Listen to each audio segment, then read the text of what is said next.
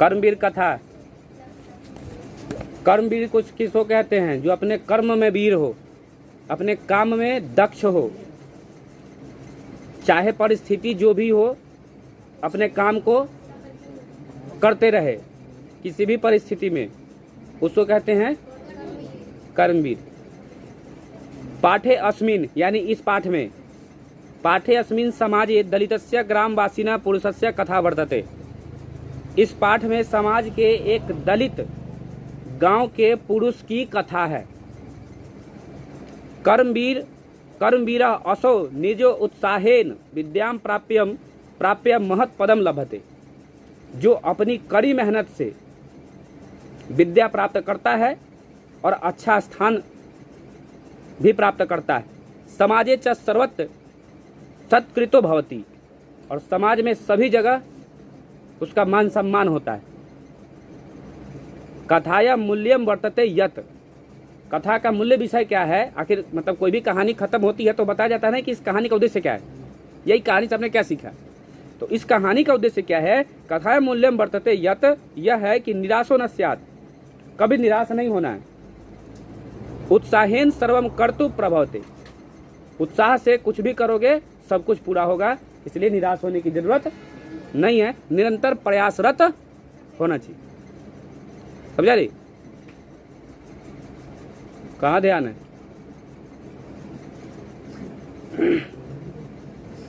पाठ पढ़ते हैं। अस्ति बिहार राज्यस्य दुर्गम प्राप्य प्रांतरे भीखनटोला नामक ग्राम। बिहार राज्य के दुर्गम प्रांत कहने का मतलब है कि जहाँ पर कुछ सुविधाओं का अभाव हो। दुर्गम प्राप्य भीखनटोला नामक ग्राम, भीखनटोला नाम का एक गांव था।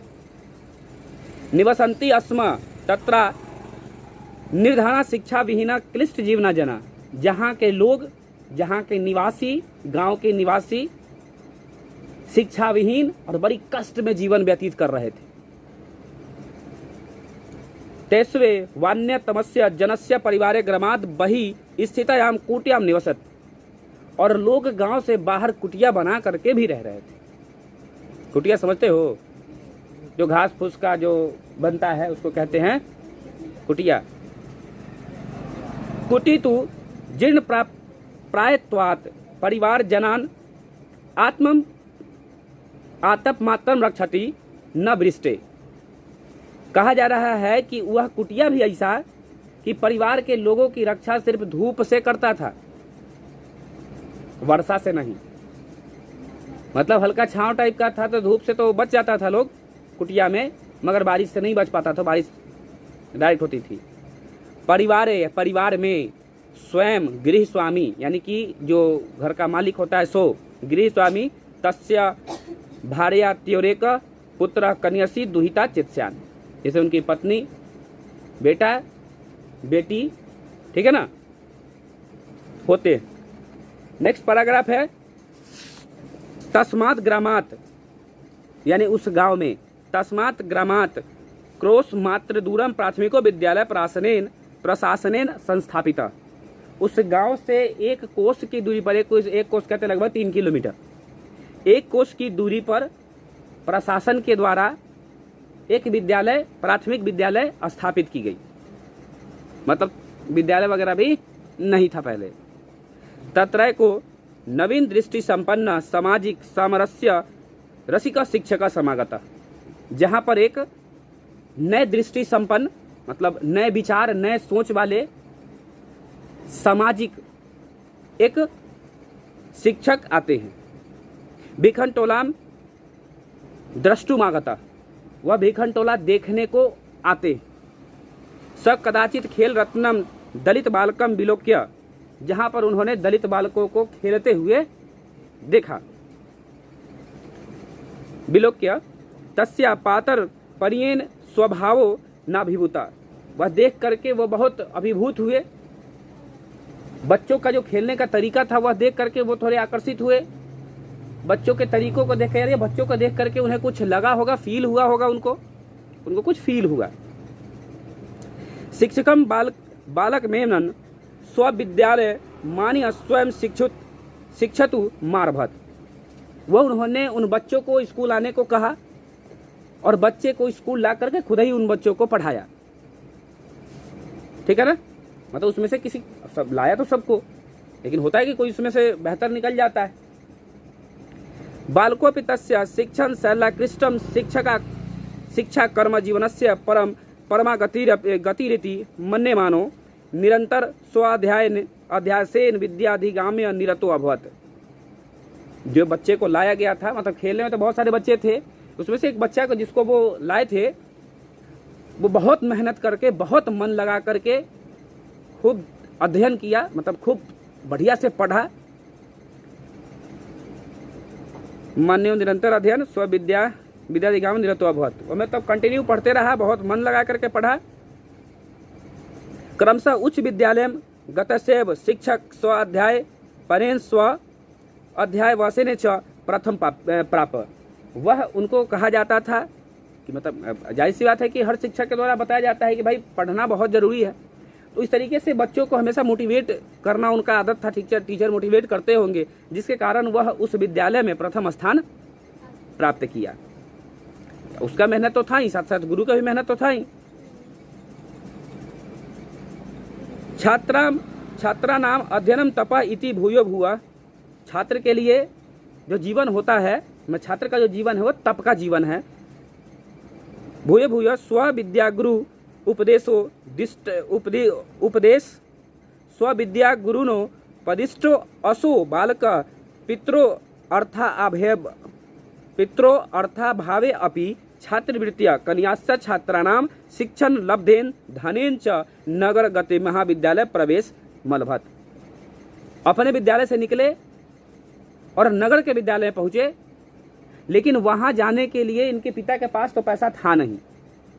इनके पिता के पास पैसा नहीं था, लेकिन इनको स्कॉलरशिप मिला, छात्रवृत्ति जिसको कहते हैं। तो इनको स्कॉलरशिप मिला पढ़ने के लिए, कुछ पैसा वगैरह जो भी मिला हो। और साथ साथ जो इनके सहपाठी थे, जो साथ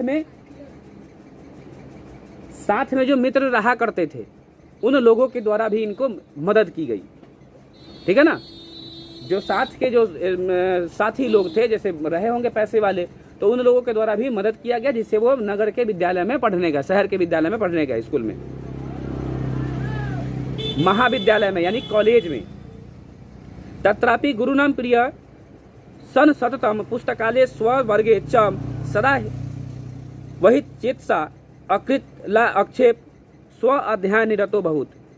मतलब वो वहाँ भी लाइब्रेरी में जाते, पुस्तकालय लाइब्रेरी में जाते और वहाँ के किताबों को लेते और वहीं बैठ करके पढ़ा करते। मतलब स्कूल टाइम खत्म होने के बाद भी लाइब्रेरी में बैठ करके पढ़ा करते। यहाँ तो 1-1.5 घंटा पढ़ाते, उतने में तुम लोगों का तो शरीर छोड़ दीजिए, रहने दीजिए, हो गया। और स्कूल पढ़ने के बाद वहाँ के लाइब्रेरी में बैठ करके पढ़ा करता था वो अगला।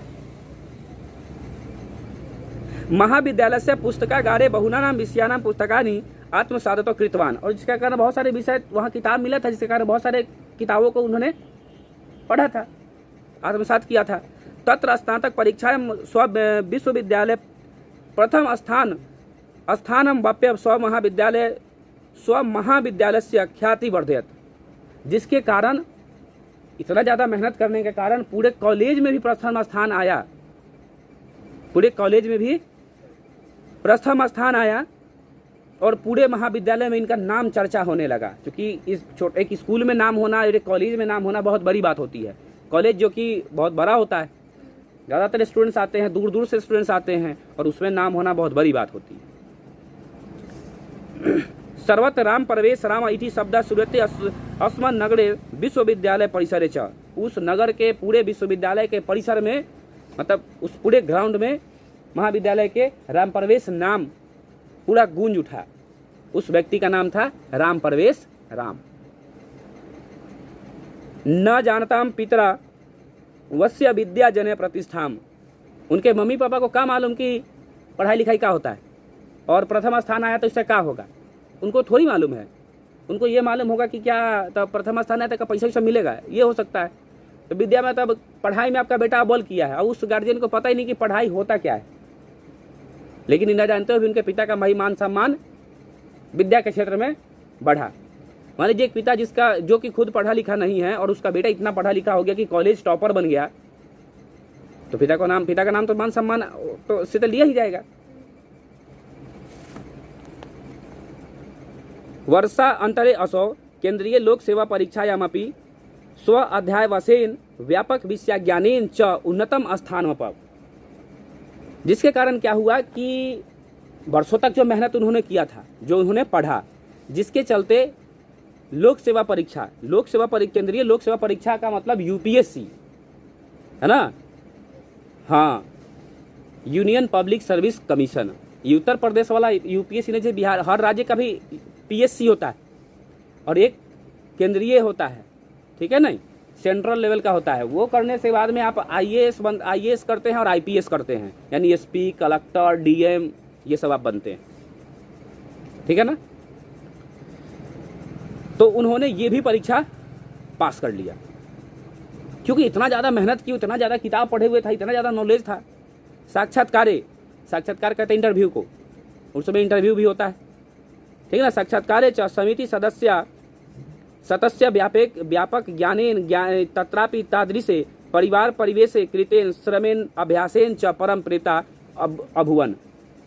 जब इनसे जब इंटरव्यू लिया गया तो इतना ना किताब अगला पढ़े लिखे था, नॉलेज तो पूरा था। दूसरा, उस उतने दलित परिवार से आता था जहाँ पढ़ाई लिखाई का कोई साधन नहीं था, और वहाँ से आकर के उतना मेहनत करके वो बच्चा आज इस मुकाम को हासिल किया, जिससे इंटरव्यूअर जो थे, जो इंटरव्यू ले रहे थे, वो लोग भी इनसे बहुत प्रभावित हुए। और जाहिर सी बात है कि प्रभावित हुए तो पास कर दिए, मार्क्स दे दिए होंगे, पास हो गया अगला, और क्या बना, आईएएस फेस किया, अगला लोक सेवा परीक्षा पास किया। अद्य आज रामस्य प्रतिष्ठा स्वप्रांते केंद्र प्रशासने च प्रभुता वर्तते। आज उनके नाम की प्रतिष्ठा जो है उनके स्वप्रांते, उनके प्रांत में गूंज रहा है, मतलब चल रहा है उनका नाम। तस्य प्रशासन क्षमताम संकट काले च निर्णयस्य सामर्थ्यम सर्वे साम आवर्जक वर्तते। और ये देखो, कष्ट में जीवन व्यतीत करने के बाद जो उस मुकाम को हासिल किए थे, जिसका नॉलेज तो भरपूर थी ही, जिस बेस पर अब एक डीएम जो होता है उसको पूरा जिला का मालिक होता है। अब जिला में क्या करना है, कैसे करना है, कहाँ कौन सा रूल्स फॉलो कराना है, अब ये उसके ऊपर डिपेंड करता है। अब पूरे जिला को चलाना तो भाई साधारण बात तो है नहीं, उसके लिए तो नॉलेजेबल पर्सन चाहिए, पेशेंसफुल आदमी चाहिए। अब ये दोनों चीज़ थी, तो हर परिस्थिति में, संकट काल में, मतलब कि जो भी स्थिति आती थी उसको अगला फेस करता था और बहुत बढ़िया ढंग से हैंडल करता था। नूनमसौ कर्मवीरो व्यतीता बाधा प्रशासन केंद्रे लोकप्रिय संजाता। और वहाँ भी अपने प्रयास से वो बहुत ज़्यादा लोकप्रिय हो गए। सत्यम उक्तम, सत्य कहा जाता है, सत्य उक्ति है कि उद्योगिनम पुरुष सिंह मुपैति लक्ष्मी, कि जो सिंह पुरुष होते हैं, यानी कि कर्मवीर जो पुरुष होते हैं, उनके पास और उनसे लक्ष्य प्राप्ति बहुत दूर नहीं होती है। यानी कि जो कर्मवीर लोग होते हैं, सिंह पुरुष कहने का मतलब जो मेहनती लोग जो होते हैं, इंटरनली मजबूत जो लोग होते हैं, वो अपने मेहनत के दम पर अपने लक्ष्य को प्राप्त कर जाते हैं, ठीक है।